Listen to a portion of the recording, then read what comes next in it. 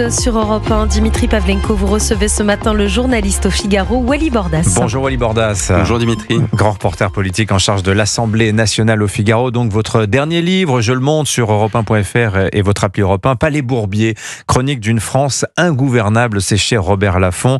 Alors ingouvernable en grande partie à cause justement de ce palais Bourbon qui est devenu impraticable faute de majorité. Les députés s'en plaignent et pourtant est-ce qu'ils ont vraiment envie que ça change ? À voir leurs craintes à tous que vous racontez cette semaine dans le Figaro, crainte d'une nouvelle dissolution, on peut en douter. Vous les côtoyez au quotidien, ces députés. Quelle est l'ambiance depuis dimanche dernier, depuis la chute express du gouvernement Lecornu ? La vérité, c'est qu'en dépit de ce qu'on peut entendre, des appels à la démission, des appels à la dissolution, il y a un vent de panique générale depuis quelques jours à l'Assemblée nationale parce que tous sentent bien que la dissolution semble inéluctable et finalement, personne ne la souhaite vraiment. Du RN à LFI, le RN pour des raisons, eux évidemment ils en sortiraient grandis et renforcés à l'Assemblée nationale, mais ils n'auraient certainement pas, ou peut-être pas en tout cas une majorité absolue, ce qu'ils souhaiteraient, et donc ils le craignent, et les autres... Ils ont peur d'exercer le pouvoir, vous nous dites. Ils ont aussi peur d'exercer le pouvoir parce que eux, ce qu'ils souhaiteraient dans l'idéal, c'est une victoire nette et sans bavure en 2027, avec une majorité absolue, un président de la République ou une présidente de la République. Avoir tous les pouvoirs d'un coup. Voilà. Et ne pas s'user dans l'exerce d'une cohabitation ou pire encore, d'une demi-cohabitation avec une majorité relative. Les autres, de LFI à LR, ils ont tous peur de la dissolution, tout simplement parce qu'ils pourraient y perdre des plumes. Oui, ils ont peur du dégagisme, en fait, c'est ça ? Ils ont peur du dégagisme. La gauche, parce que si elle n'est pas rassemblée, elle perdrait forcément des plumes, et notamment LFI qui pourrait voir son groupe divisé par deux. Même LFI a peur de la dissolution. Même LFI a peur de la dissolution. Parce qu'eux, c'est vrai, sont déjà dans l'étape d'après, la démission du président. C'est leur objectif, ils ne cessent de le répéter. D'ailleurs, on le voit d'ailleurs dans les prises de parole de Jean-Luc Mélenchon comme de Marine Le Pen. C'est d'abord la démission d'Emmanuel Macron avant la dissolution. Et c'est pas pour rien qu'il y a cet ordre des priorités en quelque sorte. Oui, parce qu'en fait, il y a aussi dans le calcul politique de se dire si Emmanuel Macron prononce la dissolution et que par le fait politique, il est contraint de démissionner après, le président qui serait élu dans la foulée n'aurait pas les mains libres. Il ne pourrait pas prononcer à nouveau une dissolution. Il y a cette année pendant laquelle on ne pourrait rien faire. Ce délai d'un an, exactement, qui s'imposerait finalement au président de la République élu et qui hériterait finalement du bourbier de l'Assemblée nationale en cas de bourbier, évidemment, parce que il n'est pas dit qu'il n'y ait pas de majorité absolue s'il y a dissolution, mais c'est effectivement l'une des problématiques. Et c'est pour ça que si cette dissolution est prononcée, après son résultat, je doute grandement que les principaux responsables politiques, à savoir Marine Le Pen d'un côté, Jean-Luc Mélenchon de l'autre, continue de crier à la démission, puisque de toute façon, il ne pourrait pas avoir de législative anticipée. Oui, il vaudrait mieux attendre 2027 dans ces conditions. Alors, ce qui est très intéressant dans votre livre, Wally Bordas, c'est que vous racontez qu'il y a des signaux faibles à l'Assemblée, il se passe des choses en dépit de ce que l'on raconte. Vous dites, par exemple, Sébastien Lecornu, il a beaucoup insisté mercredi à la télévision sur le regret qu'il avait de l'absence de culture du compromis. On n'est pas les Allemands, on ne sait pas bâtir des coalitions. Vous racontez quand même dans le livre que si, il s'est quand même passé des choses. La culture du compromis, par exemple, on a appris à la pratiquer au sein du bloc central, par exemple. On a avancé. Oui. On a avancé quand même au cours de cette dernière année.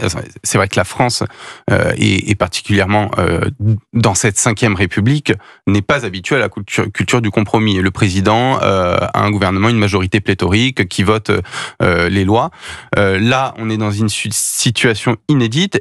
Les macronistes forcés et contraints ont été obligés de faire des compromis et ils l'ont fait, pour l'instant de manière assez disparate. Les LR l'ont fait également, puisque Bruno Retailleau le répète assez souvent. Ils ont accepté de rentrer dans un gouvernement avec des macronistes qu'ils combattent quand même depuis pas mal d'années. Ils ont accepté de gouverner avec un programme qui n'est pas le leur.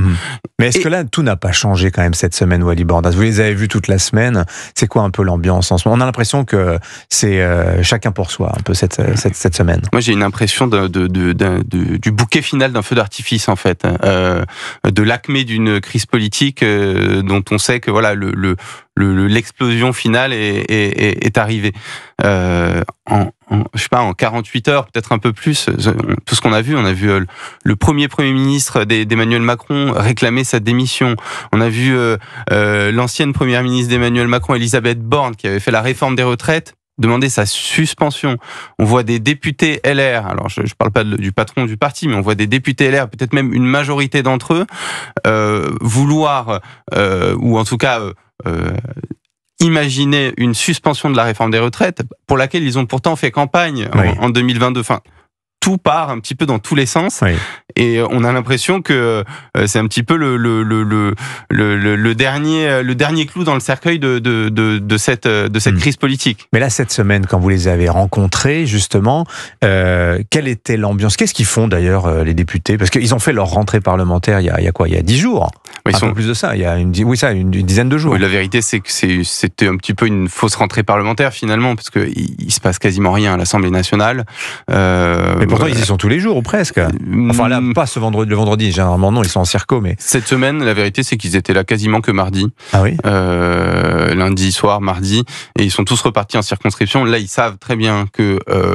il y a 99% de chances qu'il y ait une dissolution dans les jours, semaines à venir. Ah, c'est vrai? Parce qu'on entend dire quand même que c'était un coup de bluff d'Emmanuel Macron pour ramener tout le monde à la table des discussions. Je peux vous dire que eux, en tout cas, s'y préparent, qu'ils sont tous en campagne déjà, ils sont tous dans les futures investitures qui auront lieu en cas de législative anticipée. Ils ont tous préparé leur tract de campagne, ils ont tous préparé tous leurs documents, et tout est prêt. Et donc l'activité législative n'existe pas, et eux sont plutôt en circonscription en train de préparer la suite. Alors, comme vous les pratiquez au quotidien, ces députés de tous bords, Wally Bordas, il y a une vie interne à l'Assemblée nationale où, par-delà les affrontements, les rivalités de familles politiques, ils vivent ensemble, donc ils se parlent, ils se côtoient, ils se connaissent, il y a des amitiés, il y a des inimitiés, il y a des histoires d'amour aussi à l'Assemblée nationale.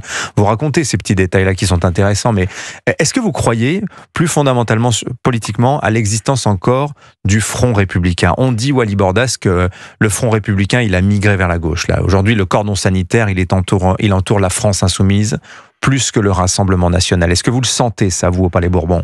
Alors, on le sent énormément, et d'ailleurs, j'en parle dans mon livre, j'ai plein d'anecdotes sur le sujet, des députés macronistes notamment, et LR, qui avant étaient plutôt favorables au Front républicain anti-RN, aujourd'hui, ont mis un véritable cordon sanitaire avec la France insoumise. Et on le voit dans les relations interpersonnelles en coulisses à l'Assemblée nationale. Est-ce que ça va se traduire électoralement à l'occasion de prochaines législatives ou d'une présidentielle? Je ne sais pas. Mais en tout cas, il est vrai qu'à l'Assemblée, on voit que ça bouge. Parce que vous racontez, c'est le point de départ du livre, que Emmanuel Macron, lorsqu'il prononce la dissolution, il espérait que le RN l'emporte. Et puis patatras, Gabriel Attal, la gauche sont arrivés en fanfare avec le Front républicain. Et ça a torpillé ce projet d'Emmanuel Macron. Ça a complètement ruiné les chances de grande victoire du RN l'année dernière. Oui, c'est l'une des révélations de ce livre, où effectivement Emmanuel Macron, au moment où il prononce la dissolution, lui voit très bien la situation politique avec un RN dans une dynamique incroyable après les européennes. Emmanuel Macron souhaite s'offrir un duel avec ce RN à l'occasion de législatives anticipées en pensant que la gauche ne s'alliera pas. Bon, ça ne marche pas. Le RN est largement en tête. Entre les deux tours des élections législatives, où le RN peut-être s'apprête à prendre le pouvoir, Emmanuel Macron appelle des candidats macronistes pour leur demander de se maintenir et de ne pas faire le Front républicain comme le souhaite au contraire Gabriel Attal. Ça ne marche pas, la plupart d'entre eux se retirent, et on a le résultat qu'on connaît avec cette Assemblée nationale coupée en trois. Il croit à 99% les députés qu'il y aura une dissolution. Intéressant, hein. On en parlait avec Wally Bordas. Merci d'être venu nous en parler. Grand reporter politique au Figaro pour son livre Palais Bourbier, chronique d'une France ingouvernable. C'est chez Robert Laffont. Merci Wally Bordas. Bonne journée.